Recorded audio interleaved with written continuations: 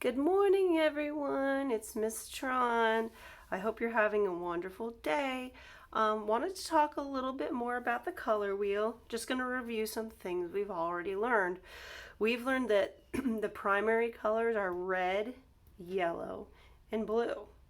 They cannot be made. That's why they are called primary. We've also been talking about the secondary colors, which are violet, orange, and green. It kind of makes sense that they're called secondary because it takes two primaries to make each secondary color. We've also talked a little bit about the complementary colors that are across from each other on the color wheel and how they can make each other look their best, how complementary colors are very vibrant together. And then last week we talked about value, how colors can be light, middle, or dark. But right now I want to talk about the warm colors and the cool colors. So the warm colors are on one side of the color wheel and the cool colors are on the other. Let's talk about it. So here we have our warm colors. And the way I usually tell kids to remember the warm colors is that warm colors are the colors of fire and the sun. They're very vibrant, and the sun and fire produce warmth. So it kind of makes sense that these are called warm colors.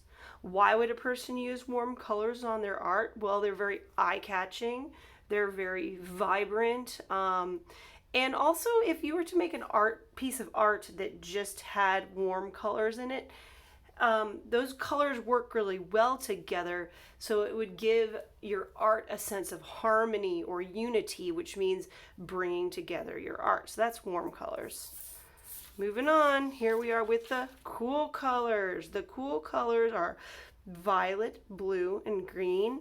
And the way I like to remember those cool colors is at some point in the day, or even the week or the year, the ocean or lakes or body of water can have a lot of these different colors in the water. So it makes sense to me. If you jump in the ocean, you get cooled off. If you jump in a lake, you get cooled off. So it kind of makes sense that these are called cool colors.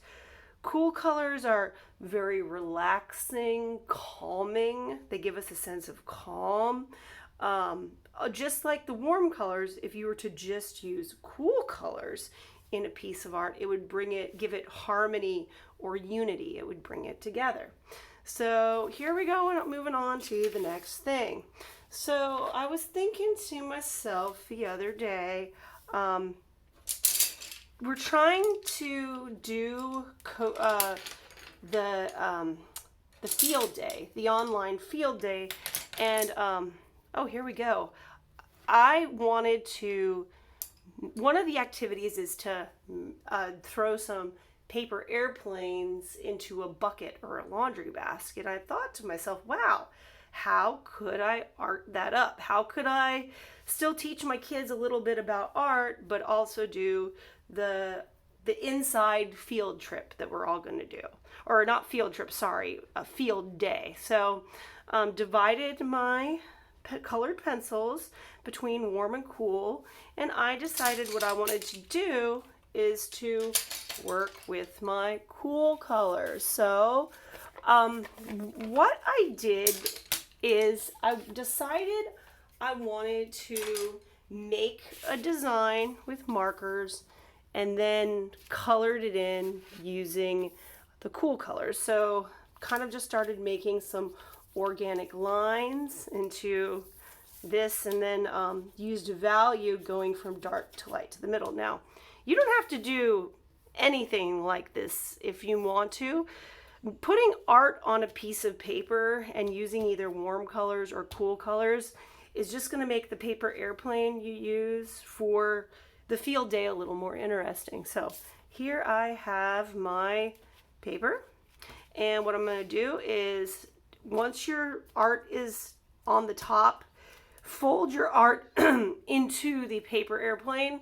That will make it so there will be a lot of art visible on your paper airplane. So here I go. I am going to first start by folding it in half. Now I'm gonna take this corner, bring it down to meet the bottom edge. Now this paper airplane I'm doing is pretty basic.